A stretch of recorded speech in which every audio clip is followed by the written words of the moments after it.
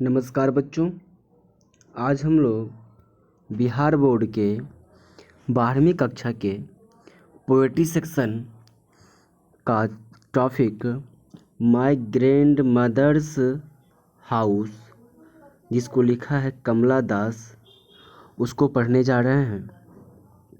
बच्चों, my grandmother's house का मतलब होता है मेरी दादी का घर या फिर मेरी नानी का घर। आइए बच्चों पढ़ते हैं। कमला दास बॉर्न मार्च 31, 1934, अर्थात कमला दास का जन्म 31 मार्च को 1934 ईस्वी में हुआ था। पोएट, कवि एंड शॉर्ट स्टोरी राइटर, और ये कवि के साथ साथ जो है ना एक शॉर्ट स्टोरी राइटर यानी कि लघु कहानियाँ लिखा करती, छोटी छोटी कहानियाँ लिखा करती थी। Has earned A respectable place in both English and Malayalam literature.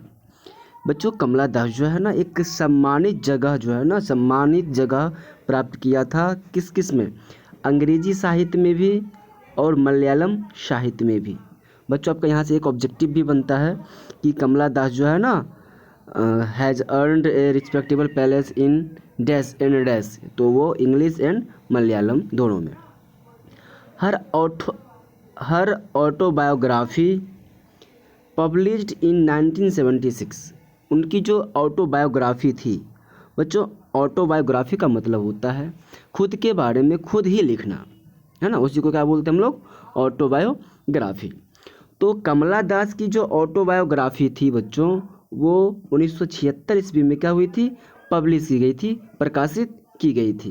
Created quite इन एस्टियर इन 1984, 1984 ईस्वी में she was short listed for the Nobel prize for literature. 1984 ईस्वी में जो है ना बच्चों, कमला दास को भी नोबेल प्राइज जो मिलता है ना, उसके लिए शॉर्ट लिस्टेड किया गया था, यानी कि उनके लिस्ट में इनका भी एक नाम था। Her important volumes of words in English include summer in Kolkata in 1963, Sirens 1964, The Descendants 1967, The Old Playhouse and Other Poems in 1973, The Amateur Poems 1985, Only Saint Knows How to Sing 1996 and Yes Allah 2001। बच्चों, इनकी बहुत सारी लेख थी, जिसमें से प्रमुख लेख है summer in Kolkata, sirens, the descendants, the old play house and the other poems, एमेटल्स poems, only saint knows how to sing and yes Allah. Kamala Das poetry is primary autobiographical in her theme in love of a lonely heart. बच्चों, इनकी जो कहानियाँ जो थी, इनकी जो poetry जो थी, जो लेख थी इनकी, वो सामान्यतः ज़्यादातर इनकी ऑटोबायोग्राफी हुआ करती थी। ये अपने बारे में लिखा करती थी, जो इनके साथ जीवन में बीतता था, उसी से जो कुछ भी इन्हें सीखने को मिलता था, उसी को क्या करते थे, अपनी पोएट्री का रूप दे देते थे। आइए बच्चों, मेनली हम लोग समझते हैं इनका जो पोएट्री सेक्शन है उसको।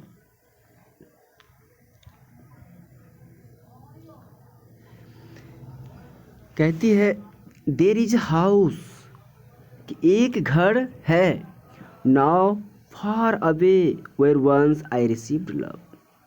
बच्चों, कमला दास अपने ऑटोबायोग्राफी में जो माय ग्रैंड मदर्स हाउस जो लिखे थे, इसमें कह रहे हैं कि देयर इज हाउस, एक घर है, एक घर था, नाउ अभी जो है, अब फार अवे बहुत दूर है, वो हमसे कोसों दूर है, वेयर वंस जहाँ कभी, आई रिसीव्ड लव, मुझे बेइंतहा बहुत सारी स्नेह मिला था, प्यार मिला था।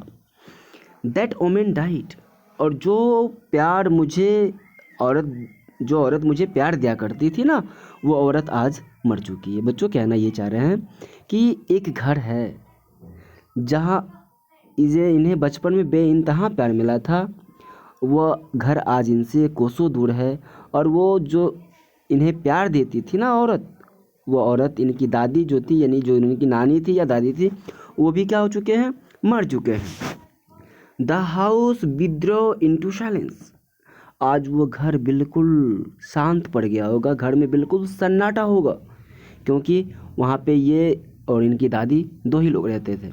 दादी तो मर ही गई बेचारे, और ये तो वहाँ है नहीं, तो घर कैसा पड़ गया होगा, बिल्कुल सन्नाटा सा पड़ गया होगा, घर में कोई नहीं होगा।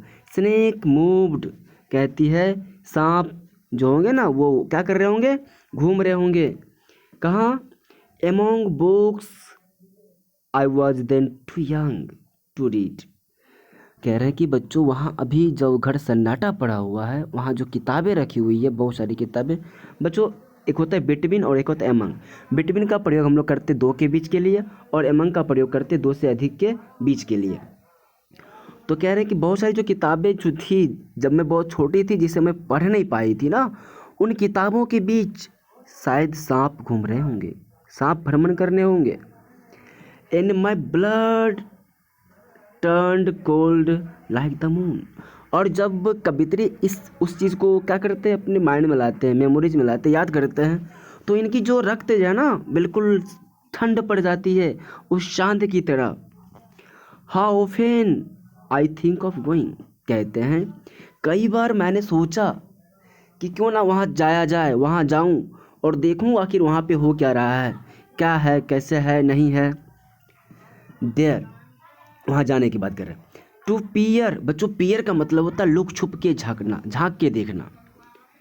Through blind eyes of Windows, बच्चों खिड़की वगैरह में जो छेद होते हैं ना, उससे कह रहा है, कवित्री कह रही है कि मैं उससे झांक के देखूं कि घर में आखिर हो क्या रहा है, क्या है, कैसे है, नहीं है। और just listen to the frozen air, और जाके देखूं और सुनूं कि वहाँ पे जो फ्रोजन एयर, बच्चों फ्रोजन एयर का मतलब होता है बिल्कुल ठंड पड़ी हवा, शांत पड़ी हवा। स्वाभाविक है उस घर में कोई है नहीं, तो वहाँ पे जो भी हवाएं होगी बिल्कुल कैसी होगी, थम सी गई होगी, ठंड पड़ी होगी, शांत पड़ी होगी। तो कवित्री कहती है कि मैं जाके वहाँ पे खिड़की से झांक के देखूं अंदर क्या क्या हो रहा है, सांप कैसे घूम रहे हैं, हवाएं कौन सी गीत गा रही है, कैसे गीत गा रही है, उसमें क्या छिपा है, क्या है। और in will disappear pick an armful of darkness to bring it here to life. और कहता है कि कभी तो मैं बड़ा बेचैन हो जाती हूँ, उसे अपनी बाहों में भर के अपने पास ले आना चाहती हूँ।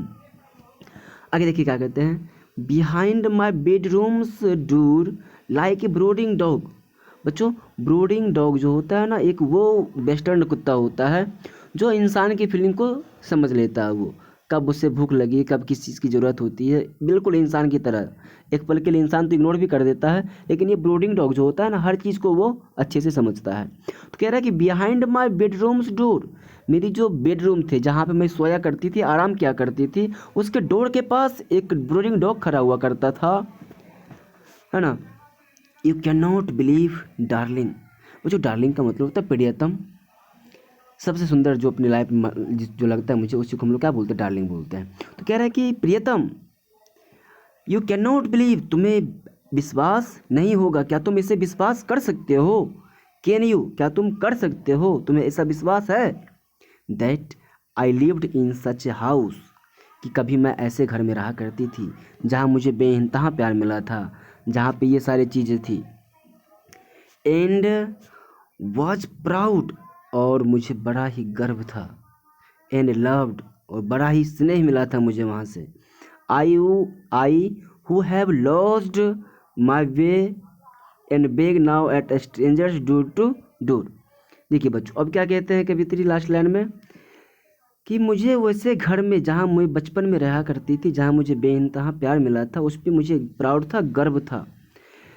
मैं हु हैव लॉस्ड माई वे, अब कह रहे हैं कि मैं अपना रास्ता, अपना तरीका बदल चुकी हूँ, मुझे जो प्यार मिलना चाहिए उस प्यार को मैं बदल चुकी हूँ। एंड बेग, और मैं अभी भीख मांगा करती हूँ, दर दर भटक के मैं मांगा करती हूँ। नाउ एट स्ट्रेंजर्स डू to receive love at least in a small change, मुझे कुछ अलग तरह के, है ना, थोड़ा सा अलग बेग का जो प्यार होता है ना, पति के प्यार को अलावा जो प्यार होता है ना, उसकी तलाश में मैं दर दर भटक रही हूँ। बच्चों ये कविता कवित्री ने तब लिखा था जब उन्हें अपने पति से जितना प्यार मिलना चाहिए था उतना प्यार नहीं मिला, तो उस दर्द को इन्होंने क्या किया, कविता का रूप दे दिया। धन्यवाद बच्चों।